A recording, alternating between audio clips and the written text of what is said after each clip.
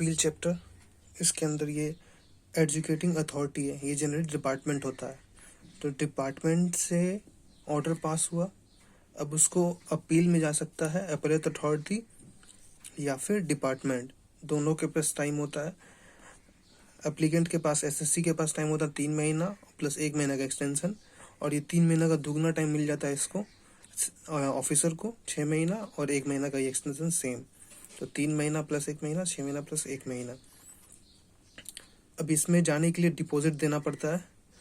तो डिपॉजिट का ऐसे अमाउंट 10% है यहाँ पे, मैक्सिमम 25 करोड़, लेकिन 100% देना पड़ेगा। जो अमाउंट ऑलरेडी ये बोल रहा है कि हाँ हम एडमिट करते हैं कितना पैसा तो मेरा बनता है डिपार्टमेंट को देना, तो वो 100% of disputed, 100% of admitted dues, तो उसमें इंटरेस्ट भी आएगा, पेनल्टी भी आएगा, टैक्स भी आएगा। ये तीनों मिला के पूरा 100% देना पड़ेगा। और जो बाकी डिस्प्यूट अमाउंट है उस पर सिर्फ टैक्स जो ड्यू है उसका 10% देना पड़ेगा। लेकिन ये जो डिस्प्यूटेड टैक्स है ये मैक्सिमम 25 करोड़ जा सकता है। एडमिटेड तो वो अलग कहानी है, ये जो 10% है उसके लिए 25 करोड़ का लिमिट है। ये जो लिमिट है ये CGST एक्ट के अंदर है, सेम SGST में।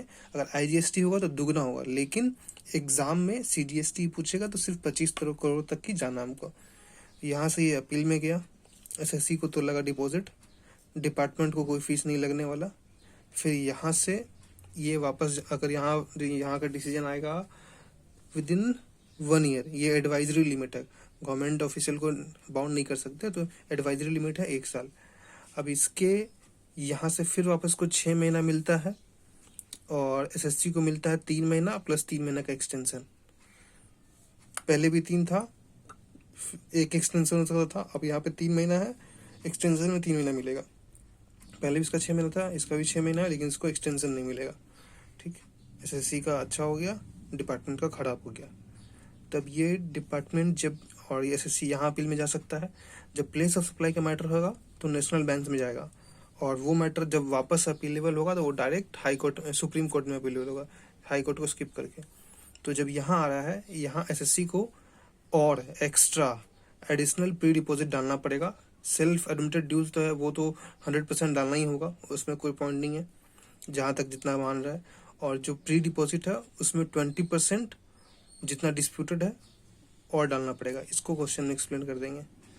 फिर ये अब यहाँ जो अपील, इससे यहाँ जो अपील में गया था, तो इसका जो ऑर्डर पास करेगा अपीलेट अथॉरिटी का, वो डिपार्टमेंट में जो ऑर्डर पास किया था जो ऑफिसर हो रहा है उससे नीचे का रैंक का नहीं होना चाहिए, वरना ईगो क्लास आएगा। जैसे कि अगर डिपार्टमेंट में AC और JC पास करा तो यहाँ कमिश्नर पास करेगा, अगर डिपार्टमेंट में कमिश्नर पास करा तो any officer not below the rank of JC। ये अब केस यहाँ पहुँचा। अब यहाँ बोला कि 50 से नीचे का केस होगा तो मेरे पास मत लेके आना। ठीक, और सिंगल मेंबर का बेंच डिसाइड कर लेगा केस इफ 5 लाख तक का डिस्प्यूट चल रहा है तो। ठीक, डिसीजन रिकॉर्ड।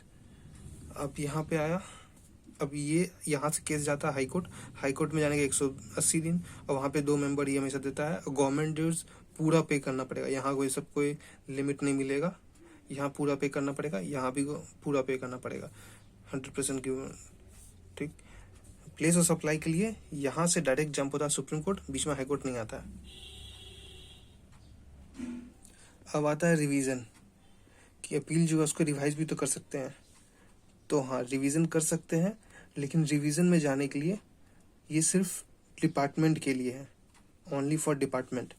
अब डिपार्टमेंट जाएगा, लेकिन कब? जब डिपार्टमेंट के पास यहाँ जाने का टाइम रहेगा तो नहीं जा सकता, यानी 6 महीना और 1 महीना का एक्सटेंशन जो भी। ठीक, लेकिन 6 महीना के बाद यहाँ जा सकता है, लेकिन अप टू 3 ईयर। ये क्वेश्चन भी आएगा, इसका क्वेश्चन अलग से इम्पोर्टेंट। ठीक, ये 3 साल तक ही जा सकता है, ये जो कभी भी उठ के चला गया। अब ये जो अपीलेट अथॉरिटी है, ये कैसे, ये अपीलेट अथॉरिटी ये केस को रेफर बैक नहीं कर सकता था, अपना होशियारी नहीं दिखाना। या तो तुमको जो सही लगता है वो करो, या तो तुम रिविजनरी अथॉरिटी को ये केस ट्रांसफर कर सकता है। ठीक, अगर मेमोरेंडम ऑफ क्रॉस ऑब्जेक्शन आ गया तो वहाँ पे 45 दिन का लिमिट है एक्सटेंशन। ये कोई भी पार्टी फाइल कर सकता है दूसरे के, जैसे डिपार्टमेंट कर सकता है या फिर SSC कर सकता है डिपार्टमेंट के खिलाफ। अगर प्री डिपॉजिट हुआ था और रिफंड बनता है उसका, तो उसको रिफंड मिलेगा 6% के हिसाब से, जो कि सिमिलर हो गया रिफंड के लिए। लेकिन ये जो प्री डिपॉजिट का जो डेट था वहीं से इंटरेस्ट कैलकुलेशन होगा। वो 61 डेज वाला नाटक नहीं करना है यहाँ पे प्री डिपॉजिट का जो डेट था वहाँ से कैलकुलेट होगा। ठीक, अब यहाँ पे 3 बार एडजमेंट हो सकता है।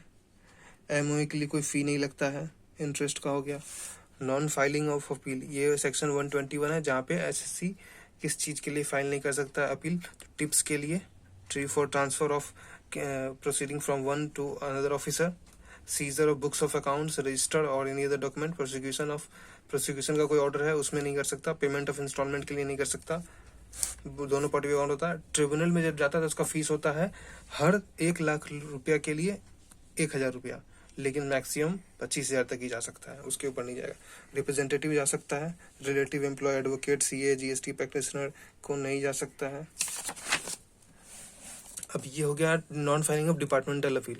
डिपार्टमेंट कब नहीं जा सकता है, तो 200 सुप्रीम कोर्ट के लिए, 100 हाई कोर्ट के लिए और ट्रिब्यूनल के लिए 50 लाख। ये सब लिमिट से ज़्यादा है तो उस हेड में जा सकता है। 200 से ज़्यादा है तो सुप्रीम कोर्ट में अप्लाई होगा, 100 से ज़्यादा है तो हाई कोर्ट में, 50 से ज़्यादा है तभी अप्लाई अपना ट्रिब्यूनल, 50 लाख से कम है तो कहीं नहीं होगा। अब लेकिन अगर असेसिंग ऑफिसर अगर 52 लाख पे किसी को छोड़ दिया तो वो शौक से छोड़ा ना, मजबूरी नहीं था अमाउंट के लिए उसका, तो वो वैसे ही छोड़ दिया, तो दूसरा एसएससी को भी वो 52 लाख पे नहीं लेके जा सकता। ठीक, अमाउंट की वजह से नहीं जा पाया तो मजबूरी, तब कोई ऐसा नहीं बोल सकता कि आप किसी का 49 लाख में नहीं गए तो अब मेरा क्यों जा रहे, क्योंकि तुम्हारा अमाउंट एक्सीड कर गया।